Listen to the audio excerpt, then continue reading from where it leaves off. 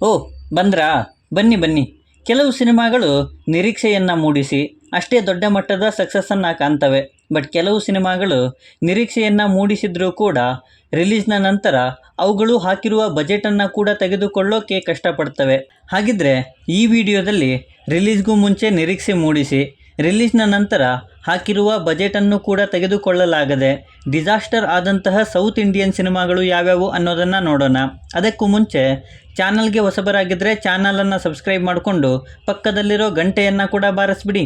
ಯಾಕೆಂದರೆ ಇದೇ ತರಹದ ಮತ್ತಷ್ಟು ಡಿಸ್ಕಷನ್ ಜೊತೆಗೆ ಭೇಟಿಯಾಗ್ತಿರೋಣ. ಆ್ಯಂಡ್ ಈ ವಿಡಿಯೋ ನಿಮಗೆ ಇಷ್ಟ ಆದರೆ ನಾನು ನಿಮ್ಮ ಕಡೆಯಿಂದ ಬಯಸೋದು ಒಂದು ಲೈಕ್ ಮಾತ್ರ. ಅದನ್ನು ಕೂಡ ಕೊಟ್ಟು ವಿಡಿಯೋನ ಕಂಪ್ಲೀಟಾಗಿ ನೋಡಿ. ಆದಿಪುರುಷ್ 2023ರಲ್ಲಿ ಬಂದ ಆ್ಯಕ್ಷನ್ ಫ್ಯಾಂಟಸಿ ಸಿನಿಮಾ.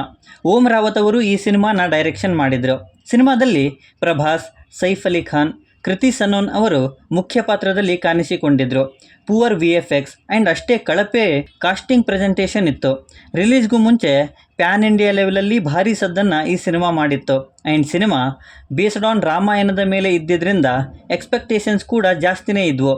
ಬಟ್ 500 ಕೋಟಿ ಬಜೆಟಲ್ಲಿ ರೆಡಿ ಆಗಿದ್ದ ಈ ಸಿನಿಮಾ ರಿಲೀಸ್ನ ನಂತರ ಕೇವಲ 350 ಕೋಟಿ ಬಾಕ್ಸ್ ಆಫೀಸ್ ಕಲೆಕ್ಷನನ್ನು ಮಾಡಿ ದೊಡ್ಡ ಡಿಸಾಸ್ಟರ್ ಆಗಿ ಸಾಬೀತಾಯಿತು.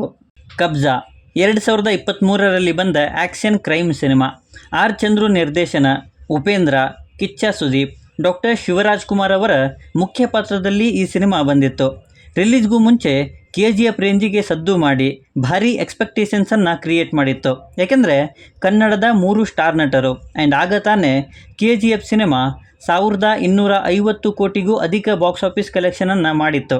ಅಂದಮೇಲೆ ಈ ಸಿನಿಮಾದ ಮೇಲೂ ಕೂಡ ಭಾರೀ ನಿರೀಕ್ಷೆಗಳಿದ್ವು. ಬಟ್ ಸಿನಿಮಾ ರಿಲೀಸ್ ಆದ ಮೇಲೆ ಎಲ್ಲ ಕೂಡ ಉಲ್ಟಾ ಪಲ್ಟಾ ಆಯಿತು.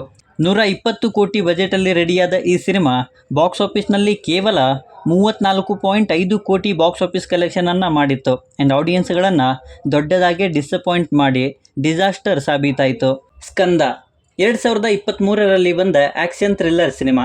ಬೋಯಾಪಟ್ಟಿ ಶ್ರೀನು ಅವರು ಈ ಸಿನಿಮಾನ ಡೈರೆಕ್ಟ್ ಮಾಡಿದರು.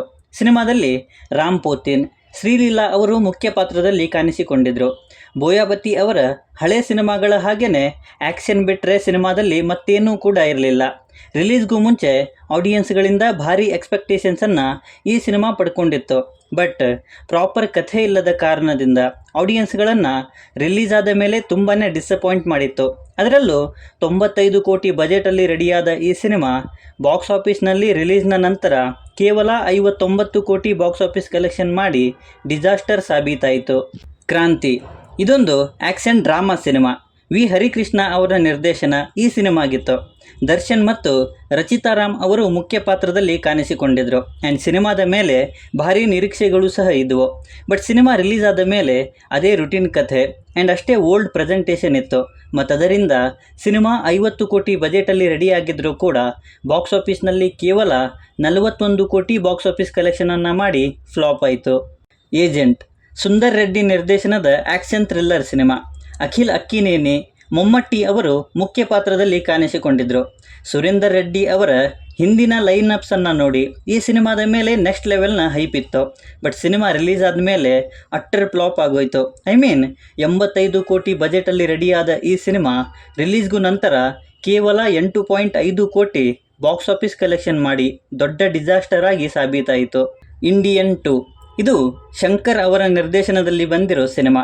ಆಲ್ರೆಡಿ 1996ರಲ್ಲಿ ಇಂಡಿಯನ್ ಸಿನಿಮಾ ಒಂದು ದೊಡ್ಡ ಮಟ್ಟದ ಸಕ್ಸಸ್ಸನ್ನು ಕಂಡಿತ್ತು. ಆ್ಯಂಡ್ ಈಗ ಅದೇ ಟೀಮ್ ಅದರದ್ದೇ ಸೀಕ್ವೆಲ್ ಇಂಡಿಯನ್ 2ನ ಮಾಡಿದರು. ಸಿನಿಮಾದಲ್ಲಿ ಕಮಲ್ ಹಾಸನ್ ಮತ್ತು ಸಿದ್ಧಾರ್ಥ್ ಅವರು ಮುಖ್ಯ ಪಾತ್ರದಲ್ಲಿ ಕಾಣಿಸಿಕೊಂಡಿದ್ದರು. ರಿಲೀಸ್ಗೂ ಮುಂಚೆ ಇದ್ದ ಹೈಪ್ನ ಮೊದಲ ಶೋನಲ್ಲೇ ಬೀಳಿಸಿ ಬಿಡ್ತು ಈ ಸಿನಿಮಾ. ಅದೇ ಕಥೆ ಆ್ಯಂಡ್ ಅಷ್ಟೇ ದರಿದ್ರ ಸ್ಕ್ರೀನ್ ಪ್ಲೇ. ಅದರಲ್ಲೂ ಕಮಲ್ ಹಾಸನ್ ಅವರಂತೂ ತುಂಬಾ ಡಿಸಪಾಯಿಂಟ್ ಮಾಡಿದರು. ಮತ್ತು ಇದರಿಂದಾನೇ 250 ಕೋಟಿ ಬಜೆಟಲ್ಲಿ ರೆಡಿಯಾದ ಈ ಸಿನಿಮಾ ಕೇವಲ 120 ಕೋಟಿ ಬಾಕ್ಸ್ ಆಫೀಸ್ ಕಲೆಕ್ಷನನ್ನು ಮಾಡಿ ಫ್ಲಾಪ್ ಆಯಿತು. ಸೊ ಇವಿಷ್ಟು ನನ್ನ ಲಿಸ್ಟಲ್ಲಿ ಇದ್ದ ಭಾರೀ ನಿರೀಕ್ಷೆ ಹುಟ್ಟಿಸಿ ನಂತರ ಹಾಕಿದ ಬಂಡವಾಳವನ್ನು ಕೂಡ ತೆಗೆದುಕೊಳ್ಳೋದಕ್ಕೆ ಆಗದೇ ಇರುವಂತಹ ಸೌತ್ ಇಂಡಿಯನ್ ಸಿನಿಮಾಗಳು. ಈ ಸಿನಿಮಾಗಳಲ್ಲಿ ನಿಮ್ಮನ್ನು ಡಿಸಪಾಯಿಂಟ್ ಮಾಡಿದಂತಹ ಸಿನಿಮಾ ಯಾವುದು ಅನ್ನೋದನ್ನು ಕೆಳಗಡೆ ಬರೆದು ತಿಳಿಸಿ.